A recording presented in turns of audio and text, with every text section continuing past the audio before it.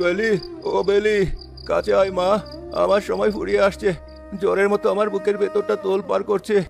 ওফ বাবা, সে সন্ধ্যা থেকে একই কথা শুনছি। সময় নেই, সময় নেই। মরার আগে অন্তত কাজের কথাটা বলে যাও। সারা জীবন তো শুধু খেটে গেলাম, আমাদের জন্য কি রেখে যাচ্ছ? এই ভাঙা ঘরে তো থাকার মতো জায়গাও নেই, ছাদ দিয়ে জল পড়ছে, দেখছো না? বাবা ঠিকই বলেছে বাবা, আমাদের এই ভাঙা ঘরে রেখে যাচ্ছ। তোমার এই পুরনো সিন্দুকটার চাবিটা কোথায়? ওটা আদৌ আছে নাকি তোমার গল্প? আপা চুপ করো তোমরা, বাবা কত কষ্ট পাচ্ছেন দেখছো না? বাবা তুমি ওসব কথা ভেবো না, তুমি আমাদের খাইয়ে পড়িয়ে বড় করেছো, এটাই তো অনেক। একটু জল খাবে বাবা? আমি গরম জল করে আনবো। তুই বড্ড বোকা মা, তুই বড্ড সরল। পৃথিবীটা বড় কঠিন। আমার এই সরল মেয়েটার যে কি হবে? শোন বেলি, শোন চামেলি, আমার বালিশের নিচে চাবিটা আছে। আমি চলে যাওয়ার পর সিন্দুকটা খুলবি। সেখানে 3টা জিনিস আছে, যার যা ভাগ্য সে সেটা মেনে নিবি। মনে রাখিস, জিনিসের দাম তার চাকচিক্যে নয়, ব্যবহারে। এই তো চাবি পেয়েছি, চামেলি চাবি পেয়েছি, এখন আর চিন্তা নেই। বেলি, আমার কথাটা শোন মা। সিন্দুকের তলায় যে জিনিসটা আছে সেটা অবহেলা করিস না, ওটাই আসল। বাবা কথা বলো। আপা বাবার কথা বলছে না, বাবা আমাদের ছেড়ে চলে গেছে। কান্নাকাটি করে মরা মানুষকে ফিরিয়ে আনা যাবে না মিনা, যা হওয়ার হয়েছে। সিন্দুকটা এখনই খোলা দরকার। গ্রামের মানুষ জানার আগেই ভাগ বাটোয়ারা করে ফেলা ভালো, নইলে পাওনাদাররা এসে সব নিয়ে যাবে। ঠিক বলেছো আপা, চলো পাশের ঘরে যাই। আমার তো তর্স হচ্ছে না, নিশ্চয়ই বাবা সারা জীবন আমাদের লুকিয়ে হিরে মানিক জমিয়ে রেখে গেছেন। তোমরা এখন সিন্দুক নিয়ে ভাবছো, বাবার শরীরটা এখনো ঠান্ডা হয়নি। তোমরা কি মানুষ নও? তুই তোর কান্না নিয়ে থাক, আবেগ দিয়ে পেট তোলে না। আমরা আমাদের পাওনা বুঝিনি। চল চামেলি, দেরি করিস না। আপা তাড়াতাড়ি খুলো, আমার মনে হচ্ছে সিন্দুক ভরা স্বর্ণমুদ্রা আছে। বাবার দাদারা নাকি জমিদার ছিল। খুলছি খুলছি। একই সিন্দুক তো ফাঁকা, ভেতরে তো মাত্র 3টা জিনিস। বাবা আমাদের ঠকিয়ে গেল, সারা জীবন হাড় ভাঙা খাটুনি কেটে রেখে গেল। মাত্র 3টা? দাঁড়া ভালো করে দেখি। এই দেখ, একটা সোনার পায়েল, কি ভারী, অন্ধকারেও কেমন জলজল করছে। এটা নিশ্চয়ই খাঁটি সোনার, অনেক ভারী ওজন হবে। এটা বিক্রি করলে সারা জীবন বসে খাওয়া যাবে। আপা ওটা আমাকে দাও, আমার পায়ে খুব মানাবে। আমি মেছো, আমার বিয়ের বয়স হয়েছে, এটা আমার যৌতুক হিসেবে লাগবে। খবরদার, আমি বাড়ির বড় মেয়ে, সোনার জিনিসে আমারই অধিকার। এই পায়েল পায়ে দিয়ে আমি যখন গ্রামের রাস্তা দিয়ে হাঁটবো, তখন সবাই ভাববে আমি রানী। এটা আমার, কথা শেষ। ঠিক আছে তুমি পায়েল নাও, তুমি সবসময় নিজেটাই বোঝো। আমি শোনা চাই না, আমার সুন্দর লাগতে হবে। এই দেখো, একটা লাল রেশমি ওড়না, কি মিহি সুতোর কাজ করা। এটা গায়ে জড়ালে আমাকে রাজকন্যার মতো লাগবে। এটা আমার, এটা আমি কাউকে দেবো না। নে নে, তুই ওড়না নিয়েই থাক, ওই ন্যাকড়া দিয়ে গা ঢেকে ঘুরবি। আর কিছু আছে? আর তো কিছুই দেখছি না। ও হ্যাঁ, একদম নিচে একটা মাটির হাঁড়ি পড়ে আছে। ছি, আপা এটা তো তলা ফাটা। বাবা এটা কেন সিন্ধুকে রাখলো? এটা তো আবর্জনা। তোমরা সব ভাগ করে নিয়েছো আপা? বাবার কাফনের কাপড় কেনার টাকা কি ওখানে আছে? টাকা পয়সা কিচ্ছু নেই, শুধুই সোনা আর ওনা ছিল। আমরা দুজনেই ভাগ করে নিয়েছি।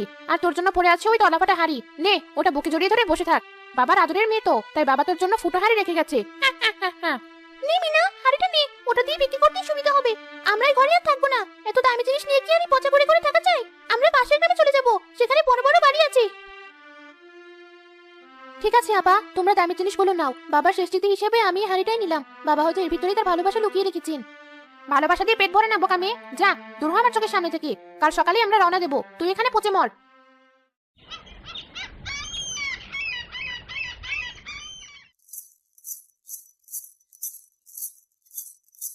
চামেলি দেখেছিস, গ্রামের সব মানুষ হাঁ করে আমার দিকে তাকিয়ে আছে। আমার পায়ের শব্দের দাপটে মাটি কাঁপছে, মনে হচ্ছে আমি কোনো জমিদার গিন্নি।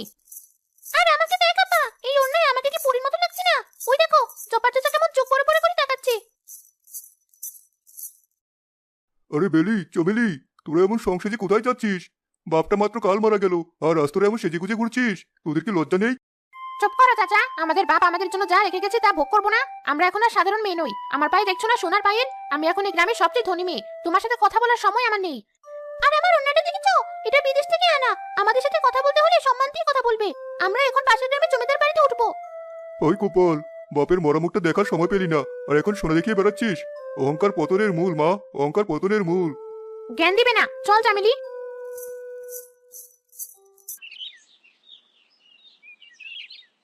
ও ভাই সকল, ও মা বোনেরা, আমি এনেছি জাদুর সুরমা, ভাগ্য বদলানোর আংটি। যার যা লাগবে নিয়ে যান, কপাল ফিরলে ফিরতেও পারে। সওদাগর ভাই, তোমার কাছে এমন কিছু আছে যা আমার এই সোনার পায়েলের চেয়েও দামি? ওরে বাবা, এ কি দেখছি, সাক্ষাৎ রাজরানী যে আমার সামনে দাঁড়িয়ে। মা জননী, আপনার এই পায়ে তো সামান্য সোনা, কিন্তু আমার কাছে আছে হীরামানিক বসানো জাদুর জুতো। ওটা পরলে আপনি শূন্যে ভাসতে পারবেন, মাটিতে পা ফেলা লাগবে না। সত্যি শূন্যে ভাসতে পারবো? আমাকে দেখাও, তাহলে তো গ্রামের কেউ আমাকে ছুতেও পারবে না। দেখাবোটা বটেই, কিন্তু ওটার অনেক দাম। আপনার ওই সামান্য পায়েলটা দিলে আমি ওটা আপনাকে দিতে পারি। শুধু আপনার রূপ দেখে দয়া হলো তাই। এমন সুযোগ কিন্তু বারবার আসে না। আর আমার জন্য আমারই রেশমনের বদলে কি দিবে? আপনার জন্য আছে রাজকীয় মুকুট। ওটা মাথায় দিলেই সবাই আপনাকে রানী বলে ডাকবে। আর ওই ওড়নাটা তো পুরনো হয়ে গেছে, এই সামান্য ওড়নাটা দিয়ে দিন, মুকুটটা নিয়ে যান। চামেলি, দে দে, ওনাটা দিয়ে দে, আমরা উঠতে পারবো, রানী হতে পারবো, ভাবা যায়। ইনো আমার ওড়না, দাও তোমার মুকুট। এই নিন আপনাদের জাদুর জুতো আর মুকুট। তবে সাবধান, এগুলো এখন পরবেন না, বাড়ি গিয়ে রাতে পরবেন। এখন সূর্যের আলো এগুলোর জাদু কাজ করবে না। আর খবরদার, কাউকে দেখাবেন না। ঠিক আছে ঠিক আছে, চল চামেলি, আমরা তাড়াতাড়ি পালাই, কাল সকালে আমরা গ্রামের উপর দিয়ে উড়ে বেড়াবো।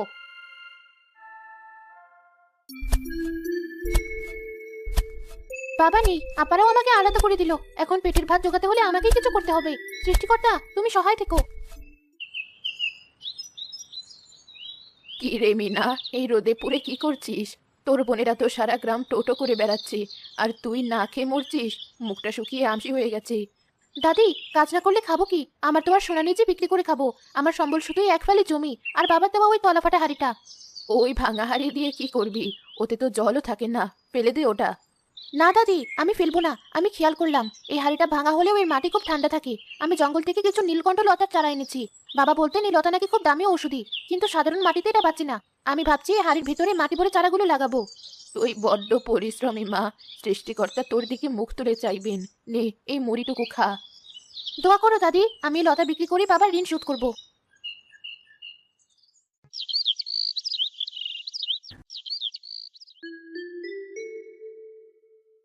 দাদি, তাড়াতাড়ি এসো। কি হয়েছে? বাঘ এলো নাকি? সাপ বেরিয়েছে?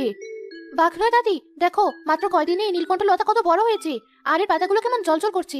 সাধারণ মাটিতে এই লতা বড় হতে 3 মাস লাগে। ও মা, এ তো সত্যি অবাক কাণ্ড। মনে হয় তোর বাবার দেওয়া হাড়িটা সাধারণ হাড়ি নয়, ওটাতে মাটির উর্বরতা 1000 গুণ বাড়িয়ে দেওয়ার ক্ষমতা আছে। তোর বাবা নিশ্চয়ই জানতেন এর গুণের কথা। দাদি, এই লতার একটা পাতার রস নাকি মৃত্যু পথযাত্রী মানুষকেও বাঁচাতে পারে। আমি ভাবছি আমি আরো বেশি করে ঔষধি গাছ লাগাবো, গ্রামের মানুষের চিকিৎসায় কাজে লাগবে। আমি শুধু নিজের জন্য ভাবো না। তুই তো ধন্যী মেয়ে, তোর বোনেরা সব হারিয়ে বসে আছে, আর তুই মাটিপুরের সম্পদ বের করছিস। বোনেরা হারিয়েছে মানে? আর বলিস না, ওই সওদাগর ওদের ঠকিয়ে জুতো আর কাগজের মুকুট ধরিয়ে দিয়ে ভেগেছে। এখন ওরা লজ্জায় ঘর থেকে বের হচ্ছে না, না খেয়ে মরছে। লোভে পাপ, পাপে মৃত্যু, আমি ওদের বলেছিলাম, তবুও ওরা আমার বোন, কষ্ট হচ্ছে ওদের জন্য। শোনো শোনো শোনো, গ্রামবাসী শোনো, আমাদের মহামান্য রাজা শিকারে এসে এই গ্রামে বিশ্রাম নিচ্ছেন। কিন্তু অত্যন্ত দুঃখের সংবাদ, রাজার প্রিয় ঘোড়া পঙ্কিরাজ হঠাৎ অসুস্থ হয়ে পড়েছে। সে উঠে দাঁড়াতে পারছে না। হই হই, রাজার ঘোড়া বলে কোথাও, এখন কি হবে? ঘোড়াটা বাঁচলে তো রাজা আমাদের গ্রাম জ্বালিয়ে দেবেন। শোনো, রাজা ঘোষণা করেছেন এই গ্রামের কেউ যদি ঘোড়াটিকে সুস্থ করতে পারে তবে তাকে রাজদরবারে বড় চাকরি দেওয়া হবে। আর যদি কেউ ভুল চিকিৎসা করে তবে তার গর্দান যাবে। শোনো শোনো শোনো। চামেলি, শুনেছিস? রাজদরবারে চাকরি, এটাই সুযোগ। আমাদের সব শোনা গেছে, কিন্তু বুদ্ধি তো আছে। চল আমরা যাই। কিন্তু আপা, আমরা কি ঘোড়ার চিকিৎসা জানি? ভুল হলে তো রাজা গর্দান নেবে। আরে ধর, ঘোড়া তো পশুই, একটু জল পড়া দিলে ঠিক হয়ে যাবে। আর আমি ছোটবেলায় দাদির কাছে কিছু টোটকা শিখেছিলাম। যদি ঠিক হয় তবে আমরা রাজপ্রাসাদে থাকতে পারবো। ভিখারির জীবন আর ভালো লাগে না, চল। আবার রাজ্যের সব বৈদ্য ব্যর্থ হলো, এই গ্রামে কি কোনো জ্ঞানী মানুষ নেই? আমার পক্ষীরা যদি মারা যায় আমি কাউকে ছাড়বো না। মহারাজ শান্ত হন, দুজন মহিলা এসেছেন। তারা দাবি করছেন তারা নাকি খুব বড় হেকিম। তাদের চেহারা দেখে অবশ্যই ভিখারি মনে হচ্ছে।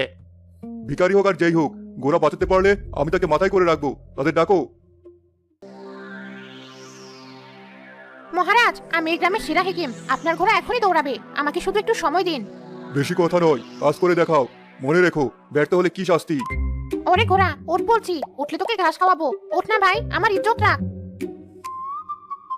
আপা, মনে হয় বাতাস করতে হবে, ঘোড়াটার গরম লেগেছে। অপদার্থের দল, তোমরা আবার ঘোড়াকে আরো অসুস্থ করে দিচ্ছ।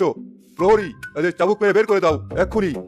ওরে বাবা, ভুল হয়ে গেছে মহারাজ, মাফ করুন, আমরা আর আসবো না। পালাও বাবা, রাজা মেরে ফেলবে।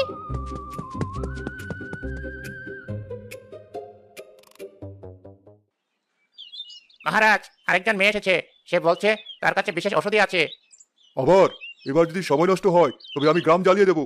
আমার ধৈর্য শেষ হয়ে আসছে, পাঠাও তাকে। মহারাজ, আমার সালাম নেবেন। আমি কোনো বড় ফকির নই, তবে আমার বাবা আমাকে গাছপালার গুণাগুণ শিখিয়েছিলেন। আমি চেষ্টা করতে চাই। হাতে ওটা কি? ভাঙা হাড়ি? তুমি কি আমাদের সাথে তামাশা করতে এসেছো? আমরা বড় বড় বই পড়ে যা পারলাম না, তুমি ভাঙা হাড়ি দিয়ে তা করবে? বৈদ্যমশাই, পাত্রের রূপ দিয়ে বিচার করবেন না। ভেতরের বস্তু দেখুন, এতে আছে নীলকণ্ঠ লতা। এর রস বিষক্রিয়া নষ্ট করতে পারে। আমার মনে হয় আপনার ঘোড়া কোনো বিষাক্ত ঘাস খেয়েছিল। তোমার আত্মবিশ্বাস দেখে ভালো লাগলো। যাও, চেষ্টা করো, কিন্তু মনে রেখো, ব্যর্থ হলে কিন্তু মৃত্যু। তুমি প্রস্তুত তো? আমি প্রস্তুত মহারাজ। জীবনের মায়া আমার নেই, কিন্তু এই প্রাণীটির কষ্ট আমি সইতে পারছি না।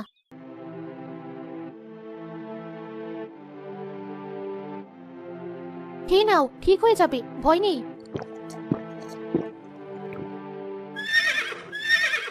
অবিশ্বাস্য! পঙ্খিরাজ দাঁড়িয়েছে।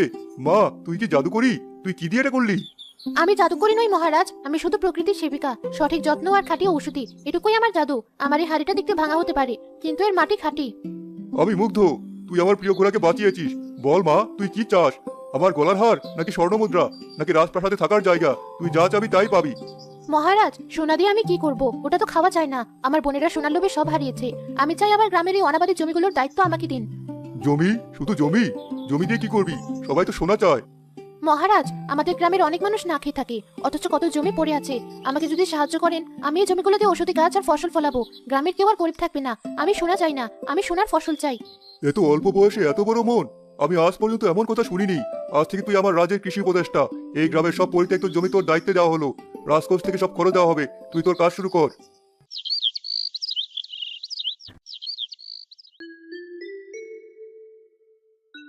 জব্বার চাচা, ওই কোনার জমিতে এবার ঔষধি গাছ লাগাবো। আর মিলন ভাই, আপনি খালের পাটা বাঁধিয়ে ফেলুন। মিরামা, তুই আমাদের চোখ খুলে দিয়েছিস। আগে আমরা না খেয়ে থাকতাম, আর এখন আমাদের গলায় ধান ধরে না। তুই সত্যিই লক্ষ্মী। সব সৃষ্টিকর্তার দান আর আপনাদের পরিশ্রম চাচা। আমি তো শুধু পথ দেখিয়েছি। ওই যে আমার হাড়িটা দেখছেন, ওটাই আমার শক্তি। ওটা আমাকে শিখিয়েছে, তলা ফাটা হলেও যদি সঠিক যত্ন নেওয়া যায়, তবে সেখানেও প্রাণ জন্মায়। ঠিক বলেছিস মা। তোর বোনরা যদি এটা বুঝতো। ওদের কথা বাদ দিন, ওরা ওদের কর্মফল ভোগ করছে। চামেলি, দেখেছিস? এটা আমাদের সেই মিনার বাড়ি। চারদিকে কত বড় বড় গোলা ঘর, আর আমরা ভিখারি হয়ে গেছি। এক মুঠো ভাতের জন্য দাঁড়াদাঁড়ি ঘুরছি। আপা, আমার খুব লজ্জা করছে। আমরা ওকে কত অপমান করেছি। ওকে বলেছিলাম ও যেন আমাদের কাছে না আসে। এখন ওকে আমাদের চিনতে পারবে, নাকি চাবুক মেরে বের করে দেবে? পেটের জ্বালায় লজ্জা থাকে না বোন। চল, অন্তত এক মুঠো চাল যদি দেয়, না খেতে পেলে যে মরে যাবো। আমরা 3 দিন কিছু খাইনি। একটু কাজ দেবেন? থালা বাসন মাজার কাজ হলেও চলবে। বিলি আপা, চামেলি আপা। মিনা, তুই আমাদের চিনতে পেরেছিস? আমরা তোকে মুখ দেখানোর যোগ্য নই, আমাদের তাড়িয়ে দে। আমাদের ক্ষমা করে দে বোন, আমরা লোভে অন্ধ হয়ে গিয়েছিলাম। সোনা আর ওনা আমাদের বাঁচাতে পারিনি। আজ তোর ওই ভাঙা হারিয়ে জিতেছে। আমাদের অহংকার ধুলোয় মিশে গেছে। আপা, ছি, তোমরা আমার বড় বোন, ক্ষমা চাইছো কেন? ভুল মানুষই করে। বাবা বলতেন মানুষ ভুল থেকেই শেখে। আমাদের একটু আশ্রয় দিবি? আমরা তোর চাকরানি হয়ে থাকবো, সারা জীবন তোর গোলামি করবো। খবরদার, চাকরানি বলবি না। তোমরা আমার বোন, এই খামার আমাদের সবার। তবে একটা শর্ত আছে। কি শর্ত? যা বলবি তাই করবো। আগুনের উপর দিয়ে হাঁটতে বললেও হাঁটবো। এখানে বসে খাওয়া যাবে না, নিজের হাতে কাজ করতে হবে। বেলি আপা, তুমি শ্রমিকদের জন্য রান্না করবে। আর চামেলি আপা, তুমি ঔষধি কাজগুলো বাছাই করবে। পারবে তো? পারবো বোন, পারবো। পরিশ্রম যে কত শান্তির তা আজ হাড়ে হাড়ে টের পাচ্ছি। আমি কথা দিচ্ছি, আর কোনোদিন কাছে ফাঁকি দেবো না। দেখেছো আপা, এই হাড়িটা তলা ফাটা ছিল, কিন্তু আমি হাল ছাড়িনি। আমি মাটি দিয়ে ফাটা বন্ধ করেছি, যত্ন দিয়েছি। তাই আজ এটা সোনা ফলায়। আমাদের জীবনটাও এমন, ভেঙে গেলে যত্ন নিয়ে আবার গড়ে তোলা যায়। এসো, আমরা নতুন করে শুরু করি।